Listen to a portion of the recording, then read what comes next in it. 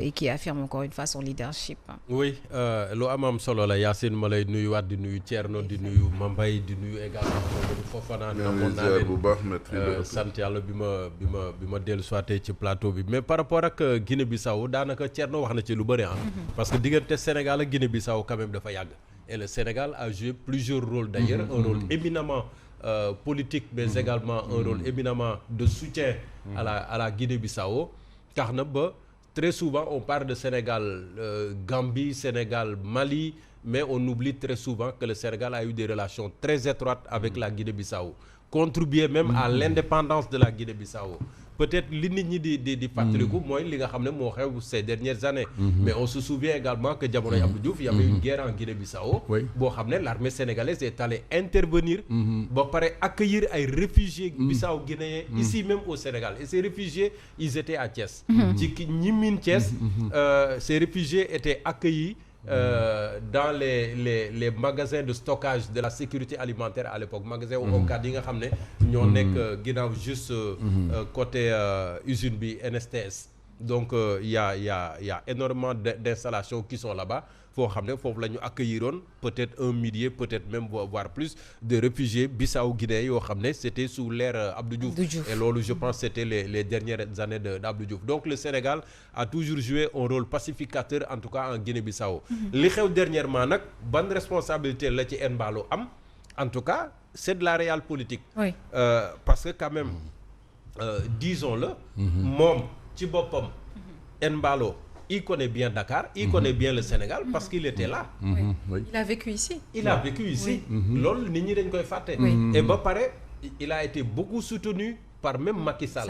Et on dit même que Macky Sall daanaka moo ko imposé sur le paysage politique bissau-guinéen. Parce que Macky Sall il avait un double objectif. Benn fexe ba régler la crise casamançaise mais également contribuer à pacifier la Guinée-Bissau de sorte que Guinée-Bissau du servir de base arrière à la rébellion casamançaise. Et je pense pendant un bon moment il a quand même réussi. Et ça c'était quand même à saluer. Léegi nag lan la Embalo concrètement def en Guinée-Bissau ba situation bi yëpp am. Il faut rappeler juste le contexte ñu ngi jóge ci ay élections parce que pas plus tard que samedi le Guinée-Bissau dem élection double scrutin, élire un président mais également élire des députés. On dit que Embalo aurait perdu les élections face à un jeune politicien très redouté boo xam ne moom moo nekk ci xolu nit ñi.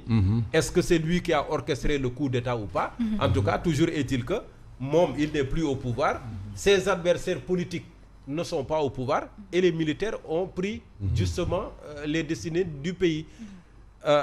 Moom concrètement li mu ci def ak li mu ci deful quelque part il a contribué à favoriser la situation parce que rappelons-nous moom suspendroon na fi le parlement guinéen bissau-guinéen soi-disant un coup d'État. Mais est-ce que coup d'État boobu ou tentative de coup d'État boobu supposé jaroon na ñu suspendre le parlement bi ñu waroon renouveler ci élection yi mujjee est-ce que jaroon na ko et ñu bëri ne woon nañu sax warul présenter wu mais il attend à la dernière minute pour imposer sa candidature au-delà même de ce qu'avait prévu le calendrier électoral. Donc quelque part est-ce que c'est pas lui qui a contribué un peu à alimenter cette situation ba finalement mu taal almet bi lakk ci kawam. En tout cas mu annoncé coup d'État. Mais je ne m'attendais pas à moins que li Sénégal def. Parce que le Sénégal quoi qu'on dise sunu président jox nañ ko cër waa këram joxuñu ko cër ou pas mais sur le plan international le Sénégal a un rôle à jouer notamment dans la sous-région et ce rôle de leadership diplomatique le Sénégal doit le jouer pleinement et c'est ce que Diomaye a compris heureusement avec les chefs d'État de la CEDEAO ban pays d'accueil moo gënoon a baax pour Embalo que le Sénégal. C'était assez naturel. Donc moom moo waral ci sama gis-gis Embalo ñëw fii Ndakaaru en tout cas ñu ngi koy naan bienvenue. En attendant que bu toogaatee les choses s'éclaircissent.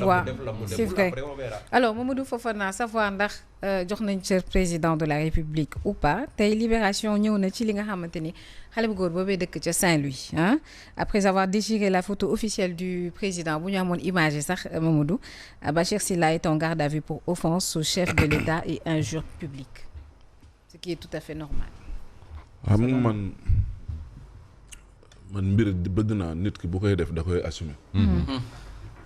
munoo def si yëfu reewande ba pare te mu leer na ne yow ab tàppet nga wëlbatiku ñëw naan maa ngi présenté ay excuse mais loolu mooy dafa mujjee ci présenté ay excuse vidéo ne maa ngi jéggalu te ba ngay def loolu yaa gën a tay ne lii ngay def yëfu reewande képp yaa nañu vidéo la waaw képp nga la tudd di jaay fit ne nañ la vidéo gi lépp nga jël yëf ya toog ba mu neex la xotti wëlbatiku ñëw fii naan ñu ay mais quand même xam nga indiscipline gi am ci réew mi dafa jéggi dayoo ñoo xam ne joxuñu benn cër président de la république maintenant nag comme jàpp nañ ko il faudrait que quand même mbir mi ñu régler ko kenn dootu fi jëlati photo président di jàkkaarloog nit ñi ne photo leen ma tamul leer na ne vidéo bi mun na dem fu ne ci àdduna nga di ko def ba pare wëlbatiku di def yëfu maa tey rien que l'indiscipline peut être un frein au développement peuple bu indiscipliné mu ñu développé wu c'est pas possible président de la république kilifa la dañ ko war a jox wàccuwaayam ba mu mat sëkk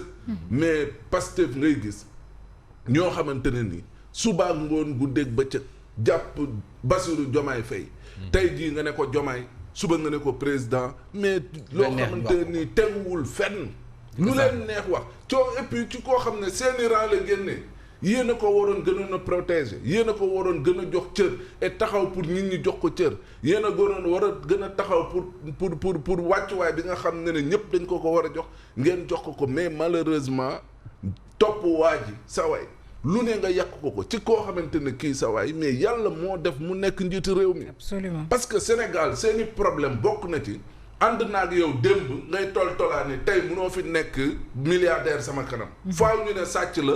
wala faaw ñu ne day jaay dorog. il faut ñu loolu moom mooy lan. kii démb même bu nekkee inspecteur des impôts et domaines tey yàlla moo def. mu nekk njiitu réew. loolu yàlla def na ko pare te même bu paree ci réew mi.